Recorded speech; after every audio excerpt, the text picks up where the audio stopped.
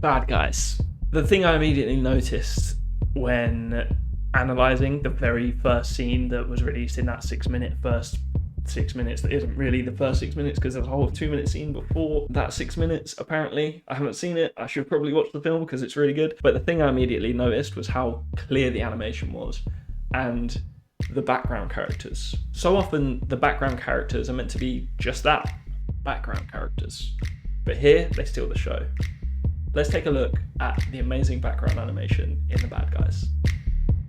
So immediately, I love the reactions of background characters here when they're walking out. So for most of them, we have very quick takes. A few frames of the guy looking, a couple of frames to antic up, big pop open of the eyes, just very clear. I mean, couldn't be much clearer than just those very graphic shapes. And then we just take 2 frames to pop down into this pose where we pretty much stay. And then we're just held there reading this pose so clearly. She does the same thing where we have a little antic down and then 2 frames into this held pose. What's different about these 2 characters and how they do this is this one goes down into this pose and then we favor the end pose here just slightly, whereas with this guy, with the headspace, kind of favoring the key before with the drag in the head, and then we snap down into this with a frame of ease at the end. It's just interesting how they both have different spacing there. And then again, 1, 2, little antic. They're using the bare minimum frames to communicate here. So we have looking at her eyes, 1, 2, 3, 4 frames looking at the eyes, antic, movement. So we have 4 frames, which includes an antic and getting into this final pose. So we have 1, 2, 3, 4, 5, 6, 7, 8 frames, which is kind of the perfect amount of time to read something. 8 frames here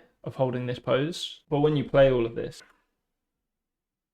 it all happens so quick. But if we didn't do those transitions so fast in those 2 frames or 4 frames, if you want to look at it as a transition from not shocked to shocked for both of the characters, then you just wouldn't get those very clear reads of this before then exiting frame. So it's really cool how they just pretty much use 2 frames, this animator, and just straight into that. It's very fun. I just want to look at the car here. So again, just talking about readability. 1, 2, 3, 4, maybe 8 frames of this reading this person here. Our eyes open in these.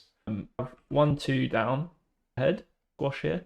1, 2 up into position, into 2, 3 back over that way in 2 or 3 frames. This whole bit reads super quick and snappy. You know, sometimes 2 frames is enough, favoring the spacing on each side. Let's have a look at these guys here. So they're just standing there, already kind of in the position. This girl's looking away, which is fine because she doesn't react as much as these 2 guys here. So they're already looking at the bad guys. And then we get, again, just held 1, 2, 3 frames of down in this pose. Just so clear, it's almost a storyboard in a way with the timing and spacing on a lot of this stuff.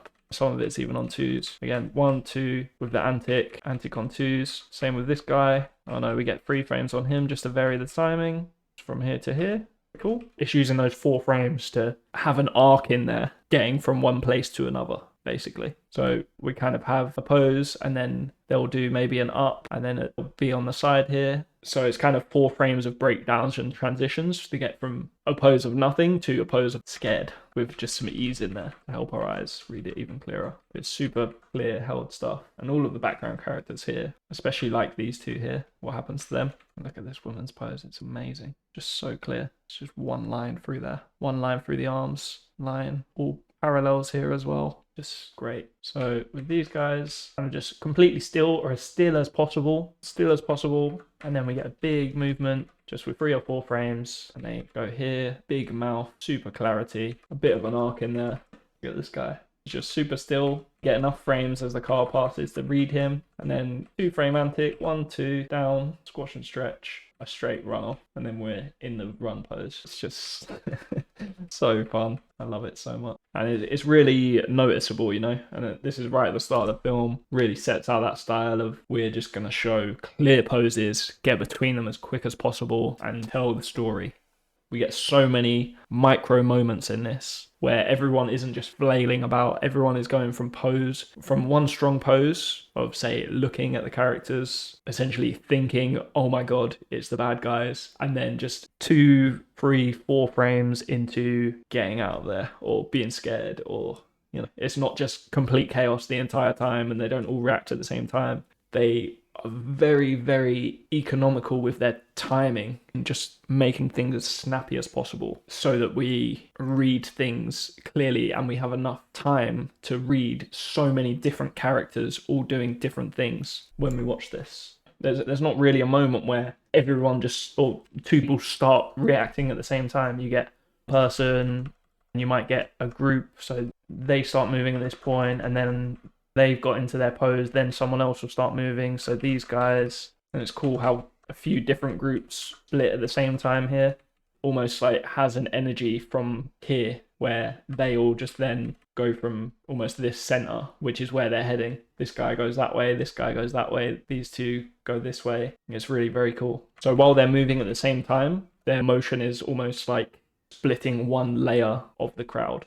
But having the timing so snappy allowed you to break up the characters like this. If they all had 8-frame reactions and anticipations and took, 12 frames or so to get moving and get running away or become scared, then everything will all sort of mush together and it will feel like a crowd and it will still have the right thing. But it's just interesting that this animator has gone for, really breaking everything up, and it really reads so clearly. It's just great. We can't leave the shot without having a little look at this guy over here.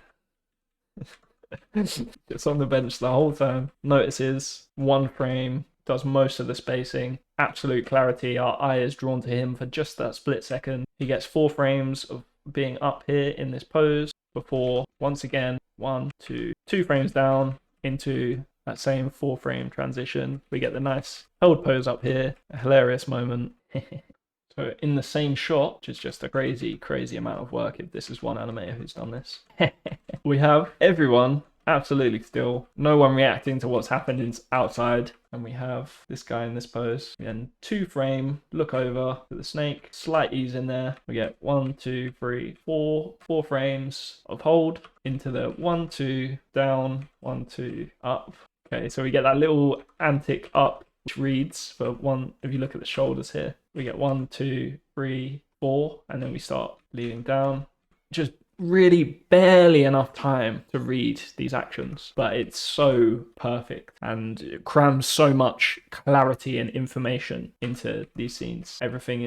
There's no wasted frames here. There's the slight timing change occasionally where we have 2 or 3 frames where things happen, but most things take in about 2 frames where you get this one transition frame. So you have maybe this, and then everything is just done in 1 frame or 2 frames. It's, looking at this guy over here, he is just, standard pose, 1, 2, and we're in the shock pose. Doesn't even antic with this one. And it just really gives you a nice, where most of them so far have been 2 frame down, maybe 2 frame up to, you'd have someone here go down into this and then maybe there, and then they shoot off down here with a big smear frame, where this guy doesn't even antic. It just really varies that up, and it's super. And he is anticing. What am I saying? He's anticing.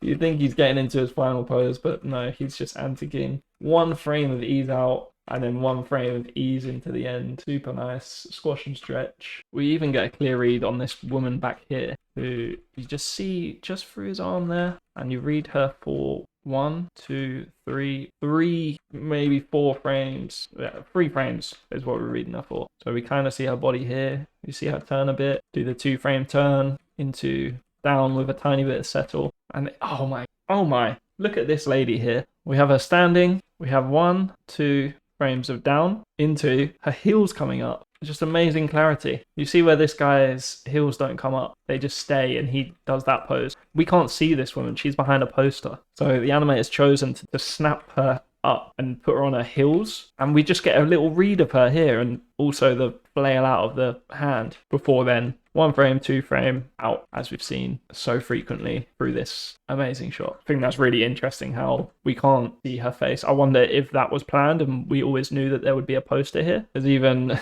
the impression of a guy standing behind here, and we get 1, 2 frames of his knee before he also goes off as well.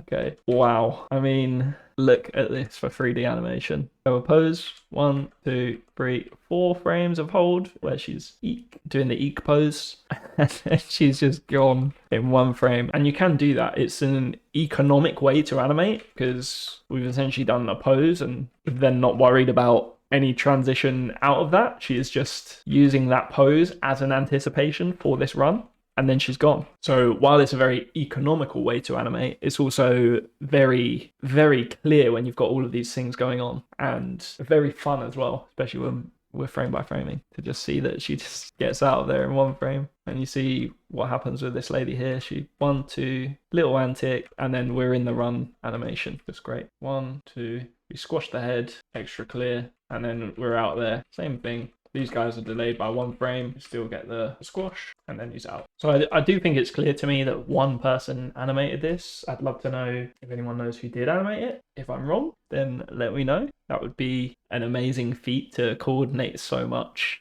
well-constructed animation that all has a similar feel and timing. It's fantastic anyway. It's very enjoyable. And then just to appreciate the foreground characters here, very, again, pose to pose. We're in the air. There's some nice overlap, and then we're in the air, holding this pose. Bouncy ball timing, just super clarity. Just amazing. It's all about very quick transitions between very strong poses like this. We have a pose, we go to another pose, and in between we have, essentially ease, a stretch, 1 frame of down before, if you look at his headspace though, we're getting that great clarity where he's really staying up here so much before having that 1 frame of down into very clear poses. It's almost like he's in this pose the entire time. You're really reading this pose, even though it's happening so quick. His run is so fast because we're really favoring this pose. It's just great. I think we'll stop it there. Did plan to got a 2-minute section here, and I actually wanted to go through the entire 6-minute section that was released online. But it seems that I've looked at one shot, been blown away by what they're doing in the background with the background characters, and I think we can leave it there. So yeah, I hope you found that as interesting as I did and learnt a thing or two. Maybe I can break down some more shots that I've really loved in The Bad Guys. To be honest, it seems like it's any of them. The clarity within it is just fantastic, and I think it is to do with being very pose to pose and not taking too much time with the transitions between those poses. So yeah, if you like this and you want me to look at some more stuff from The Bad Guys, then I'd love to do that. But yeah, just leave a comment down below, like the video, and subscribe for more. Thanks a lot.